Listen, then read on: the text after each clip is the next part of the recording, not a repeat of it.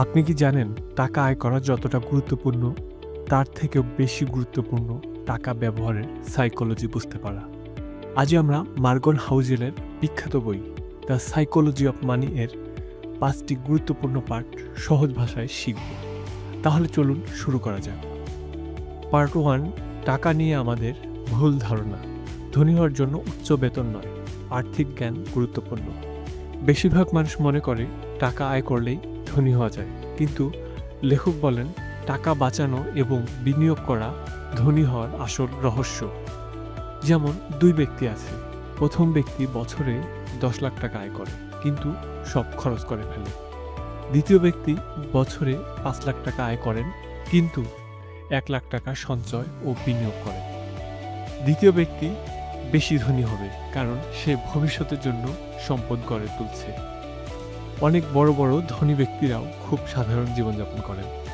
যেমন Warren Buffett, যিনি শত শত কোটি টাকার মালিক, এখনও একটি পুরাতন বাড়িতে থাকেন এবং সাধারণ গাড়ি ব্যবহার করেন, কারণ তিনি জানেন অর্থের প্রকৃত শক্তি বিলাসিতায় নয়, ভবিষ্যৎ নিরাপত্তায়।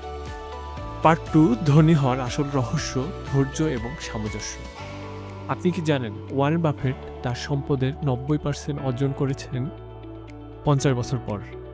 অর্থ বাড়ানোর সবচেয়ে গুরুত্বপূর্ণ কৌশল হল লং টার্ম বিনিয়োগ, কম্পাউন্ড ইন্টারেস্টের শক্তি। যদি আপনি প্রতি মাসে ৫,০০০ টাকা বিনিয়োগ করেন এবং প্রতি বছর ১০% রিটার্ন পান, তাহলে ৩০ বছর পর সেটি হয়ে যাবে কয়েক কোটি টাকা। ধৈর্য ধরুন এবং দীর্ঘমেয়াদে বিনিয়োগ করুন। দ্রুত ধনী হওয়ার ফাঁদে পা দেবেন না। ছোট কিন্তু ধারাবাহিক বিনিয়োগ বড় পরিবর্তন আনবে।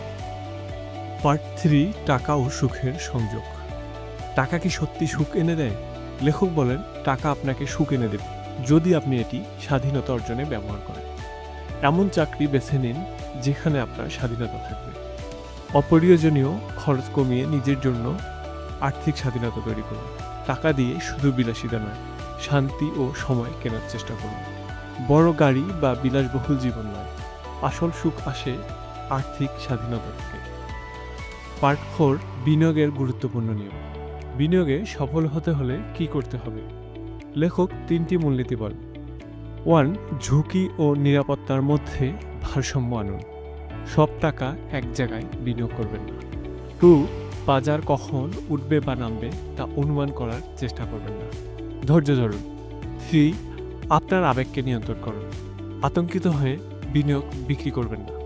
যেমন ২০০৮ সালের আর্থিক মন্দার সময় অনেকে আতঙ্কিত হয়ে শেয়ার বিক্রি করেছিল, কিন্তু যারা ধরে রেখেছিল তারা কয়েক বছরের মধ্যে বিশাল লাভ করেছে। কিভাবে বিনিয়োগের সিদ্ধান্ত নেবেন, স্টেপ বাই স্টেপ গাইড। 1, আপনার মাসিক বাজেট ঠিক করুন। 2, প্রথমে এমার্জেন্সি ফান্ড তৈরি করুন। 3, ধাপে ধাপে শেয়ার বাজার, রিয়েল এস্টেট বা ব্যবসায় বিনিয়োগ করুন। 4, কখনোই একবারে বড় বিনিয়োগ করবেন না। পার্ট 5, অর্থের আসল শক্তি।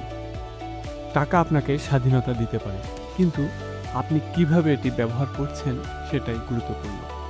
লেখকের মতে টাকার আসল শক্তি হলো আপনার নিজের জীবন নিয়ন্ত্রণ করতে পারার ক্ষমতা।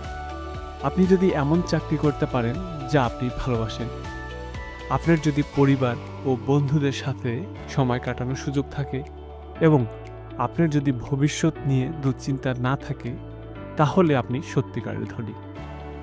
আপনার জন্য চ্যালেঞ্জ, আগামী 1 মাসে অপ্রয়োজনীয় খরচ কমিয়ে সঞ্চয় বাড়ান এবং দেখুন আপনার জীবনে কী পরিবর্তন আসে। টাকা এমনভাবে ব্যবহার করুন যা আপনাকে সুখ এবং স্বাধীনতা এনে দেবে। আজ আমরা শিখলাম বেশি আয় করাই ধনী হওয়ার উপায় নয়, বরং সঞ্চয় ও বিনিয়োগ গুরুত্বপূর্ণ। ধৈর্য ও দীর্ঘমেয়াদী পরিকল্পনা সফল বিনিয়োগের চাবিকাঠি। টাকা দিয়ে স্বাধীনতা কেনাই আসল সুখের উৎস। আবেগ নিয়ন্ত্রণ করুন এবং বুদ্ধিমানের মতো বিনিয়োগ করুন। ধন্যবাদ।